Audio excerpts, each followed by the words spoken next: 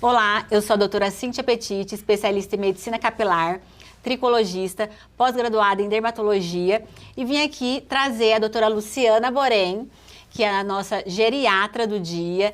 Ela é especialista pela Sociedade Brasileira de Geriatria, tem fellow em nutrologia e pós-graduada em envelhecimento saudável. E aí a gente vai conversar sobre as causas mais comuns dentro do consultório, sobre a menopausa. O que você encontra, Lu? Me fala um pouquinho para depois eu também te dar esse feedback. Primeiramente, obrigado pelo convite, Cíntia, muito sucesso. Você é sempre muito empreendedora, muito vanguardista, e então eu estou muito feliz de estar aqui participando com você. Tá? E assim, no consultório, realmente, as mulheres, né, eu estou recebendo muito no consultório mulheres 40 mais, não só idosas, mas tem também a parte da geriatria com idosos acima de 60 anos.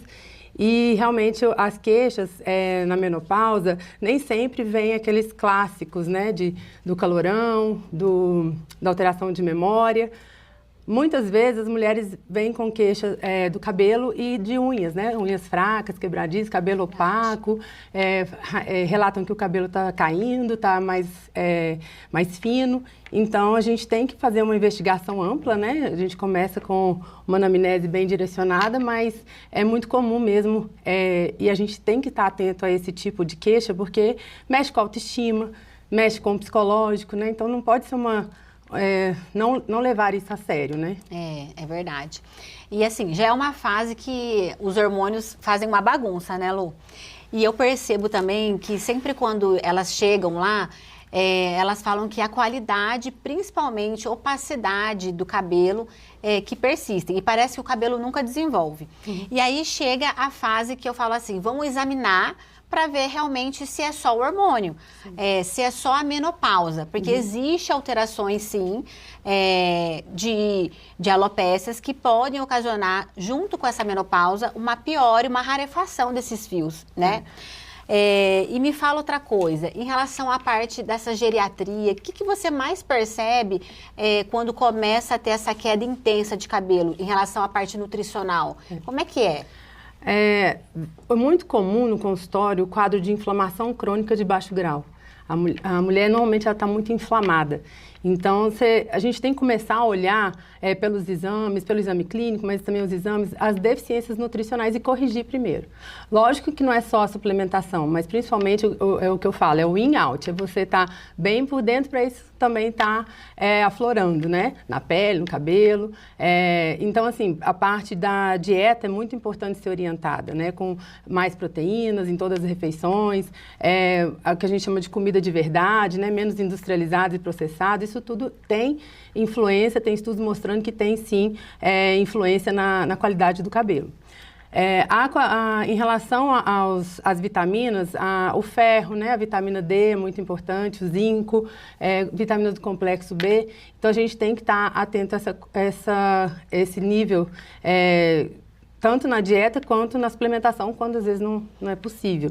Mas a inflamação crônica, que eu vejo que eu falo sempre primeiro, vamos arrumar a casa, para depois a gente ver o que é mesmo hormonal. Porque o hormônio ele só vai resolver o problema quando ele está em deficiência, não é para todo mundo, né? E a gente tem que ver as contraindicações, né, de cada pessoa, então é um momento que a gente tem que realmente individualizar o atendimento. E assim, o que eu tenho muito no consultório são as alopécias de padrão feminino, que é a famosa calvície feminina. E aí, quando a gente entra nesse padrão do hormônio, igual você falou, de reposição, para mim é um calo no meu sapato, porque às vezes repõe, porque a gente sabe que também o hormônio é vida, quando precisa é necessário, mas atrapalha quem tem essa predisposição androgênica para um cabelo mais fino, né, que é a calvície feminina. E aí fica uma briga, às vezes, eu falo entre aspas, entre os colegas, e aí é por isso mesmo que eu falo que o podcast também, no momento de interligar as especialidades, é tão importante, porque aí a gente consegue passar isso também para os pacientes, como funciona essa importância da comunicação de ser tudo interligado. Quando você falou também um pouco da parte de comida de verdade, eu bato muito nisso nos meus pacientes em relação ao intestino. Sim. Porque não tem como você ter vitaminas ok se o seu intestino está inflamado. Sim. Então, assim, também busco sempre essa parte de melhorar a flora gastrointestinal, né? Que eu acho que é o que você trabalha também muito. Sim, você está de olho nas questões intestinais, porque tem tudo a ver, né, com a parte também de tireoide, né, isso tudo vai influenciar, o intestino inflamado vai influenciar nesses hormônios também. Então, a gente tem que começar ali, né, a gente fala que começa tudo no intestino, realmente, é a primeira coisa que a gente tem que resolver. Eu falo assim, primeiro, mas não é uma ordem, né? Tudo ao mesmo tempo, mas a gente consegue ter esse olhar. A geriatria, a gente tem esse olhar amplo, né, do paciente.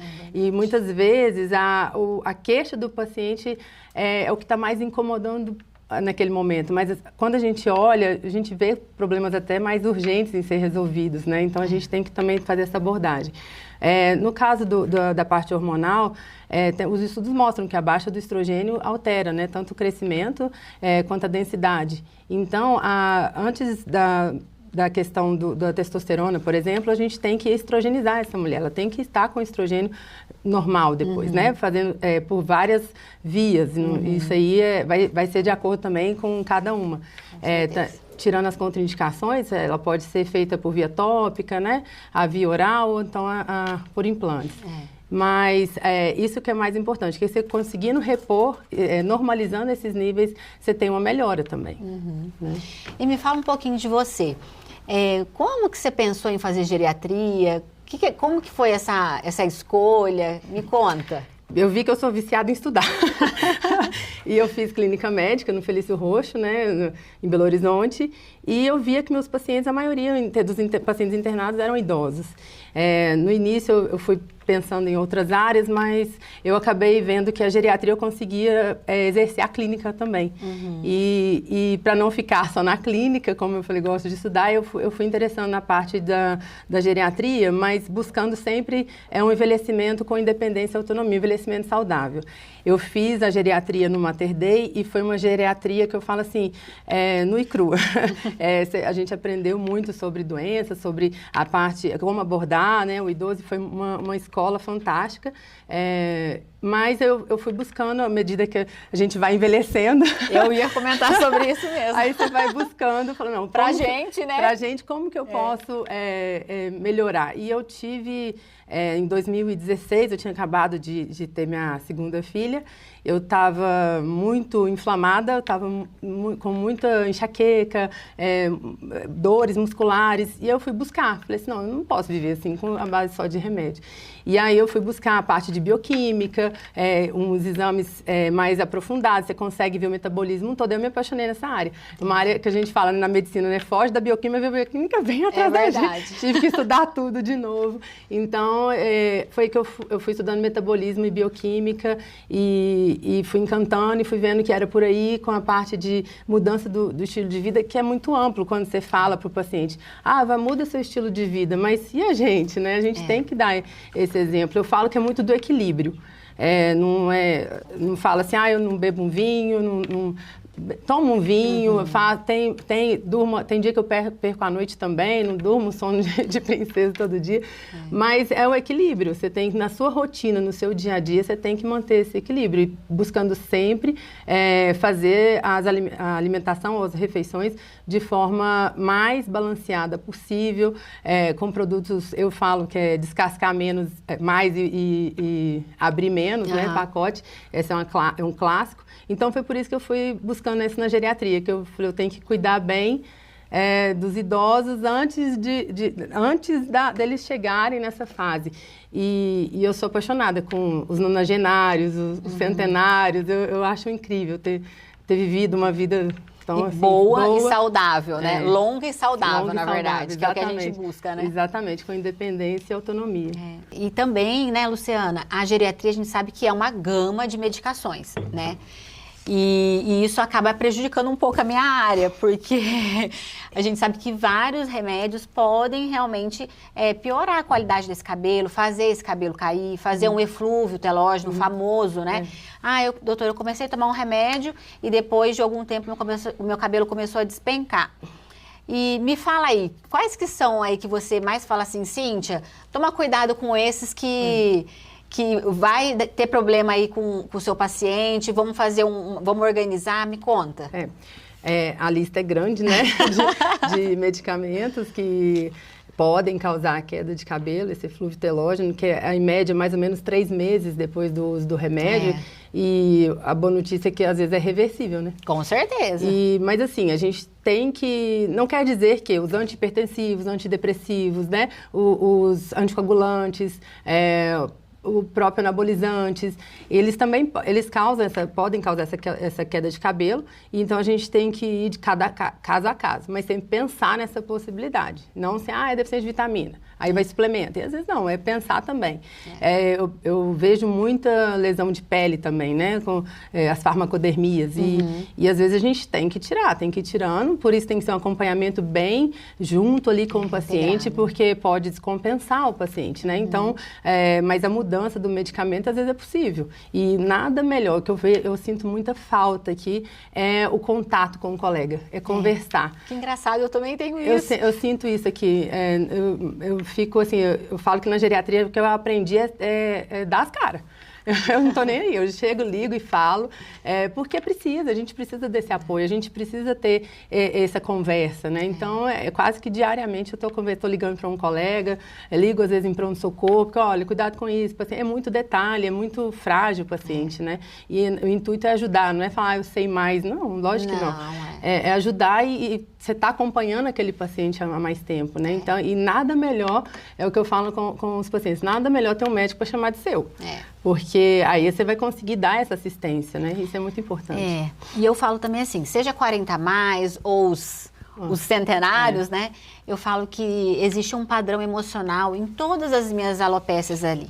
Seja as alopécias cicatriciais ou não cicatriciais, todas esses pacientes, eles têm um padrão emocional que a gente precisa cuidar. E ainda mais, como eu falei no início, que a menopausa, esse déficit de hormônio, seja estrógeno ou testo, tem pacientes que estão tão inibidos, com deficiência, vamos dizer assim, que eles até simulam uma depressão, né? Sim. Então, eu falo que nós também, com esse olhar que eu falo que é a minha cara, né, do meu consultório. Muito humanizado, né, sempre ali, muito espiritualizado também. E eu falo que é o principal para a gente fazer realmente uma medicina de propósito. Sim. Porque eu estava pensando ontem sobre isso, Lu. Eu falei, gente, por que eu fui inventar de fazer esse capilha? E aí eu falo que são propósitos, né? É medicina com propósito. Porque a gente precisa se mover pelo outro, né? Para tentar fazer o outro ser um tiquinho melhor. E a gente, todo dia fazendo isso, nos tornamos melhor. Sim. E eu acho que a geriatria é muito isso também, né? Porque a gente vê toda essa maturidade, né?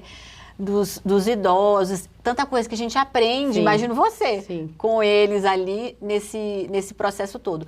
Então eu vejo que o padrão emocional também, quando está muito desequilibrado, não tem como não cair cabelo. Não, o estresse... Pode estar tudo bonitinho, organizado, vitamina, mas se não tiver todo um equilíbrio, vai ter uma queda capilar. Eu vejo muito isso. E na menopausa e na geriatria eu vejo que é multifatorial. E o estresse está bem envolvido e está documentado, né, em trabalho científico o impacto do estresse do cortisol na queda de cabelo. Então, tem pacientes que a gente já melhorou tudo, né, organizou, arrumou a casa. E aí você fala, não, mas calma, você está pensando amanhã o que você vai fazer hoje, tá? Aquela ansiedade. Então, a gente tem que ter essa visão também, igual você falou. E às vezes uma palavra, às vezes um combinado, eu falo com os pacientes um combinado, porque o que eu vejo também são mulheres que criaram os filhos, amam os netos, mas querem ter a vida delas. E aí aí vem o estresse, porque não sabe falar não para o filho ou para a filha, e é bem complexo. Essa visão ainda eu não tinha tanto, olha que coisa. Você tem esse olhar, né, que às vezes ela fica ali sem a vida dela. Sim, a hora que muitas chegam e falam assim, nossa, tem 2 faculdades, já fez tudo isso aqui, mas é agora que ela quer desfrutar. Aí eu tenho agora buscar meu filho, não sei aonde. Tem que fazer isso por prazer, não acho que não tem que fazer por obrigação, né? Contar com aquilo, isso é muito... eu vejo isso demais. E tem algumas pacientes que chegam sem nada para fazer. Eu falo assim, eu quero um projeto.